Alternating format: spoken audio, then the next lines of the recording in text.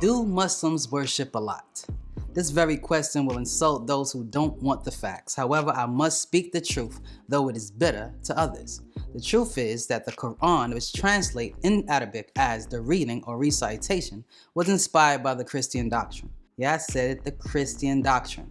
This is the very reason why I did not intend to make videos on this topic, because I already teach that Christianity is plagiarized. And since Islam came from Christianity, which came from Judaism, which came from Zoroastrianism, which came from the Babylonians, which was inspired by the Anunnakis, which was inspired by the Neterus of ancient Tamaray or Egypt, then it would be of no need to talk about a 1400-year-old remixed religion.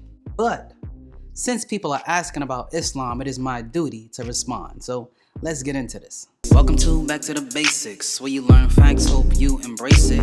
Watch, like, share, bring in awareness. Watch, like, share, bring in awareness. I'm fearless. Welcome to Back to the Basics, where you learn facts, hope you embrace it. Watch, like, share, bring in awareness. Watch, like, share, bring in.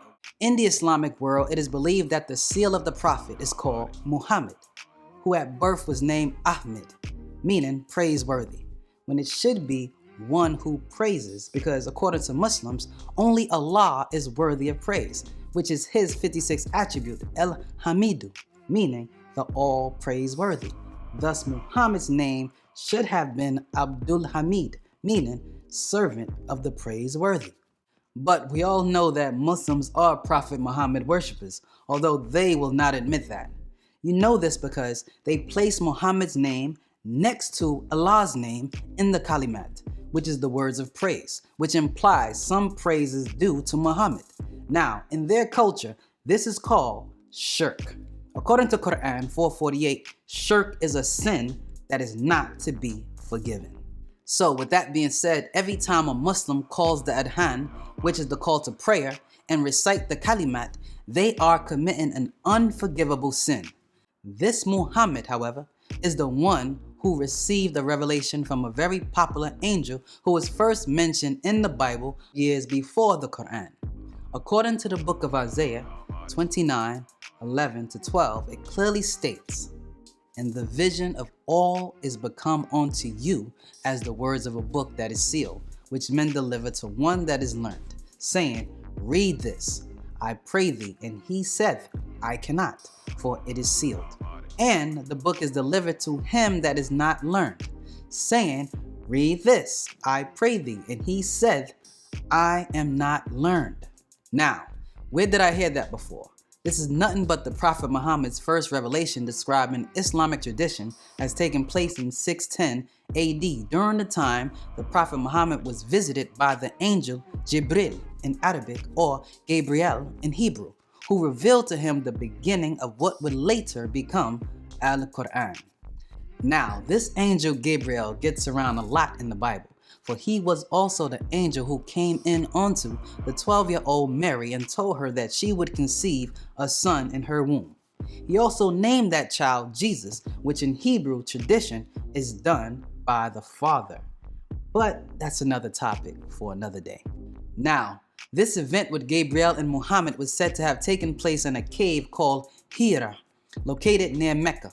And in that conversation, the prophet was told by the angel Gabriel, IQRA, which means to read. And Muhammad responded, Ma ana bakariyan, which translates to, I am not a reader. Now, let's recap. It is taught that the Quran is a book which was revealed in the year 610 AD to a man named Mustafa Muhammad Alamin, born in the year 570 AD and died in the year 632 AD, who lived in Arabia, which at the time was a Bible-influenced country that fell into idol worship. Yes, idol worship. What many Muslims don't know is that the highest god or idol before Muhammad's time was called Al-lat, not Allah. Al-lat is a female source of ancient Arabia whose name can be found in the Quran 53:19, where it clearly states, have you thought or consider Al-lat, the goddess that a lot of Muslims have clearly forgotten about. But allow me to remind them.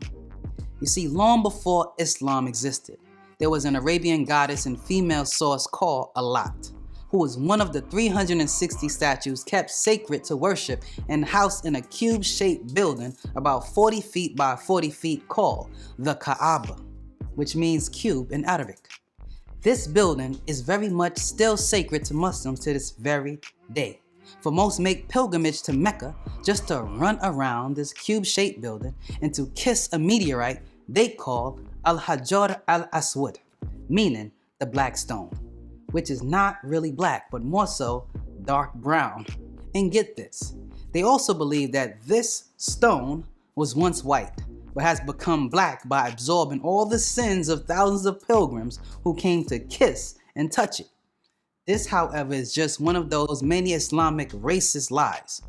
Everything black is bad, huh? But let's get back on topic.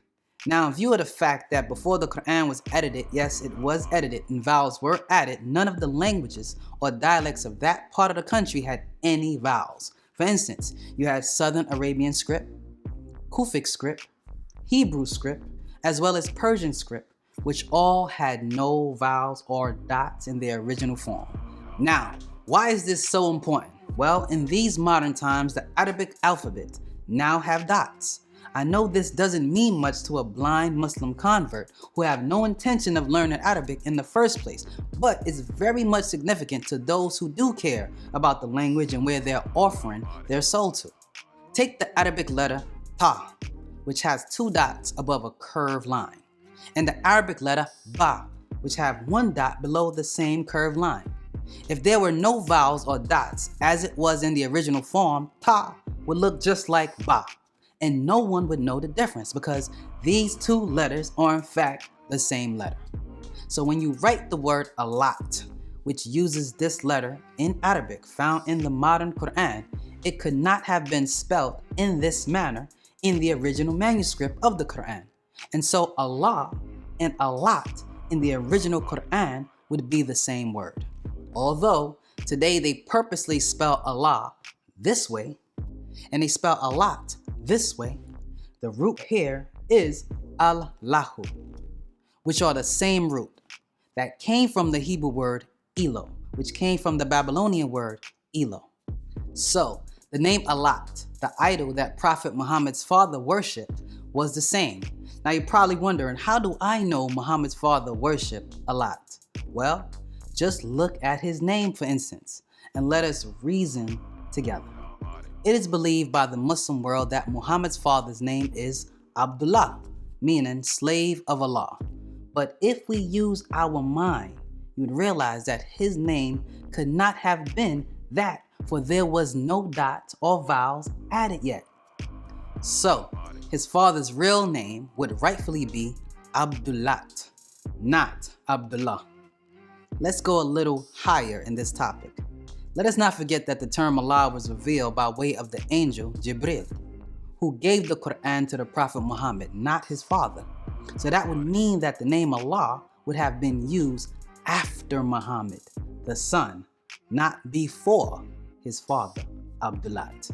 Now, why can't most Muslims understand this simple truth? As I said before, in many of these lessons, the language is the key. And if you decide to convert to a religion and not understand the language of the books that your religion provides you with, you will continue to be lost in mistranslations and ignorantly take issue with people like myself who teach to heighten your awareness. So with that said, many Muslims are not going to fully understand this video. And the reason for this is because only 10% of the whole Muslim world actually speaks Arabic. What is even more sad is 1% of the 10% understands classical Arabic enough to read the Quran properly. Another thing is, most Arabs that speak Arabic speaks a very bad dialect of it. And even the educated ones have not been fortunate enough to understand the Arabic of the Quran. The reason for this is because their so-called scholars have intentionally made the grammar so complicated that not even they understand it in the modern day Quran. And that's just sad. I'm Kefre, and this is Back to the Basics. Like, share, and subscribe. Party. Facts we stated. You wanna know something? Go back to basics. Most saw trapping was called the Matrix. The world civilized, yet it's hard to face it. So I spread truth, hope you embrace it.